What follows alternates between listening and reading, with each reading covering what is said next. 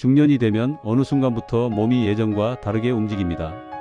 예전보다 덜 먹는데도 살이 더 쉽게 붙고 운동을 해도 땀만 날 뿐 체중계 숫자는 좀처럼 요동치지 않습니다. 단맛이나 자극적인 음식이 자꾸 생각나고 잠은 깊게 들지 못하는데 식욕은 오히려 더 강해지는 날들이 이어집니다. 이 변화는 결코 의지의 문제가 아닙니다.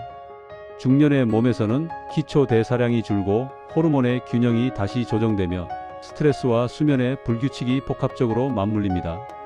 이 과정은 아주 자연스럽지만 그 이유를 모르면 몸과 마음이 함께 지치기 쉽습니다. 영수 씨의 이야기는 이런 변화를 그대로 보여줍니다. 어느 날 거울 앞에서 그는 잠시 멈춰 섭니다.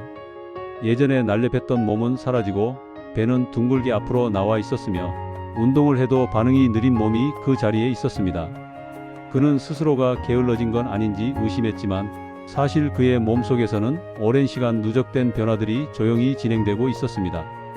기초 대사량은 중년이 되면 경사면을 내려가듯 자연스럽게 떨어집니다. 젊었을 때는 가만히 있어도 1500kcal 태우던 몸이 이제는 1200kcal 정도만 쓰는 식으로 변합니다. 먹는 양은 그대로인데 몸은 예전처럼 쓰지 않으니 남는 에너지가 지방으로 쌓입니다. 여기에 활동량의 감소가 더해지면 몸은 더욱 에너지 보관 쪽으로 기울게 됩니다.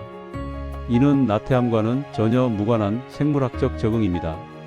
여기에 호르몬 변화가 겹치면 몸의 반응은 더욱 뚜렷해집니다.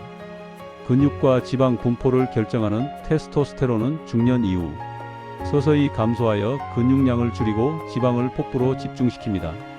스트레스와 함께 늘어나는 코르티솔은 단맛, 짠맛, 기름진 맛을 강하게 당기게 만들고 불규칙한 수면은 포만감을 주는 렙틴을 낮추고 배고픔을 유도하는 그렐린을 증가시킵니다. 게다가 반복되는 자극적인 음식 섭취는 도파민 회로를 둔감하게 만들어 이젠 예전보다 더 많은 자극을 필요로 하는 상태로 이어집니다. 영수 씨는 결국 병원을 찾았고 검사를 통해 자신의 몸속에서 어떤 변화가 일어나고 있는지를 정확히 보게 됩니다. 근육량은 줄고 체지방, 특히 내장 지방이 증가해 있었으며 간 수치와 혈당도 경계선에 가까워졌습니다. 내장 지방은 지방을 저장하는 데 그치지 않고 통증 없이 천천히 염증 물질을 분비하여 혈관과 심장을 위협합니다. 그래서 중년의 다이어트는 단순히 외형을 바꾸는 일이 아니라 몸의 내부 균형과 건강을 회복하는 일입니다. 영수 씨의 변화는 거창한 결심에서 시작되지 않았습니다. 먼저 자신의 몸이 왜 이렇게 변했는지 이해하는 데서 시작됐습니다. 달달한 커피를 들기 전에 라벨을 읽어보고 밤중에 무언가 먹고 싶을 때 그것이 허기인지 허전함인지 스스로에게 묻고 하루 중 가장 적게 움직인 날에도 최소한의 걸음수를 채우는 작은 기준을 만드는 일. 이런 사소한 행동들이 몸의 리듬을 다시 세우기 시작했습니다. 이제 이야기는 자연스럽게 이어져 중년의 호르몬 변화를 완화할 방법으로 넘어갑니다. 중년의 몸은 더 이상 젊은 시절의 방식으로 움직이지 않기 때문에 몸이 이해할 수 있는 방식으로 습관을 다듬어 주는 것이 필요합니다. 무엇보다 중요한 것은 규칙적인 식사입니다. 과도한 공복 상태는 스트레스 호르몬 분비를 높여 복부 지방 축적을 돕습니다. 적게 먹는 것보다 제때 먹는 것이 호르몬 안정에 도움이 됩니다. 단백질을 매 끼니 포함하고 색이 진한 채소를 더하며 소량이라도 규칙적인 간식 시간을 정해주는 것이 몸의 흔들림을 줄여줍니다. 다음은 지속 가능한 움직임입니다. 근육은 단순한 움직임 기관이 아니라 호르몬 균형을 돕는 중요한 생리적 기반입니다. 하루 20에서 30분의 빠른 걸음, 10분의 가벼운 근력 운동, 관절을 부드럽게 하는 스트레칭 정도만으로도 테스토스테론 유지와 대사 안정에 충분한 신호를 보낼 수 있습니다.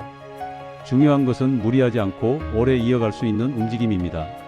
수면 습관은 호르몬의 가장 중요한 기둥입니다. 얕은 잠과 부족한 수면은 식욕 호르몬의 균형을 흐트러뜨리고 하루 종일 몸을 지치게 만듭니다. 잠들기 전 2시간 밝은 화면을 줄이고 단 음식을 피하며 몸의 리듬을 낮춰주는 것이 다음 날의 호르몬 흐름 전체를 안정시킵니다. 그리고 마음을 진정시키는 습관도 필요합니다.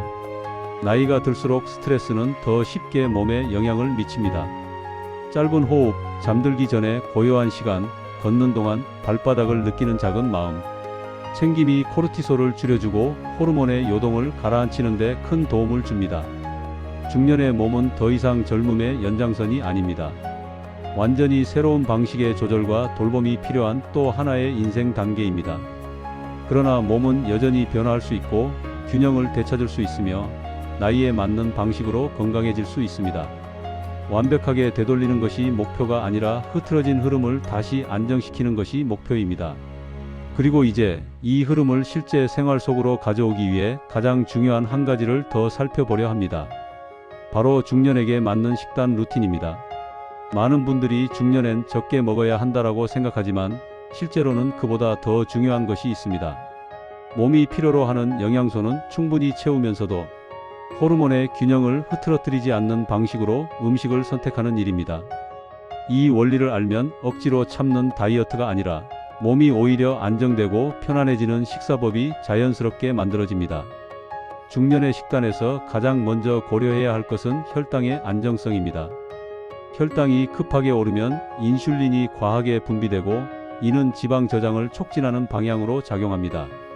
특히 복부 지방이 늘어나는 경향은 중년 몸의 특성과 맞물리기 때문에 더욱 주의가 필요합니다. 그래서 중년 식단의 기본 원칙은 혈당을 천천히 부드럽게 올리는 음식들로 한 끼를 구성하는 것입니다. 이를 위해 가장 좋은 방법이 바로 단백질 중심의 식사를 고정하는 것입니다.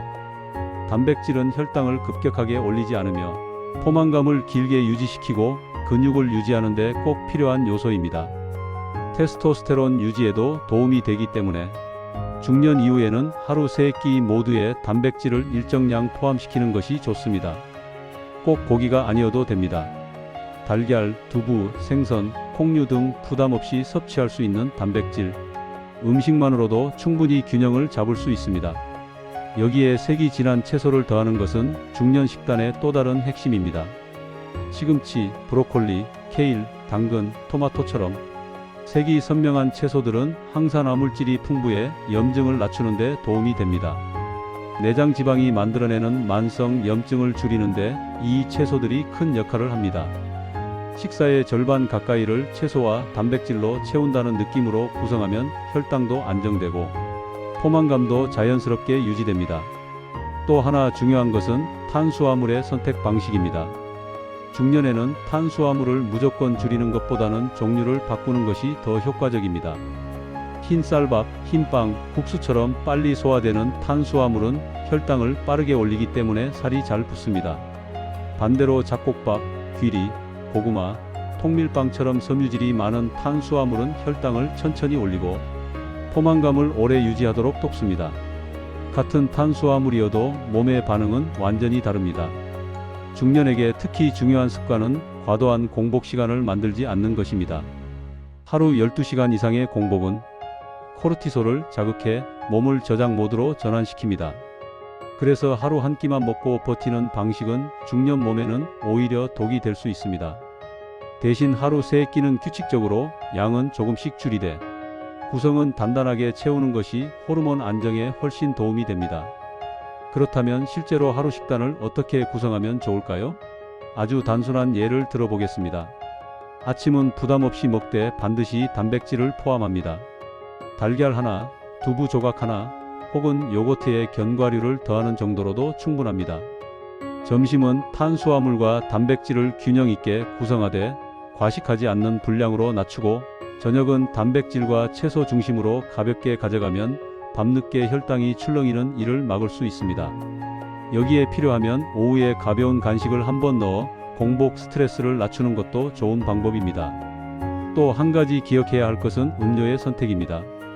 커피 자체는 문제가 되지 않지만 당이 들어간 라떼나 스무디 형태의 음료는 생각보다 많은 열량을 가지고 있습니다. 한 잔으로도 밥 한 공기에 맞먹는 경우가 있으니 라벨을 확인하고 가능한 무가당 형태를 선택하는 것이 좋습니다. 물은 하루에 조금씩 자주 마시는 방식이 호르몬 균형에도 도움이 됩니다.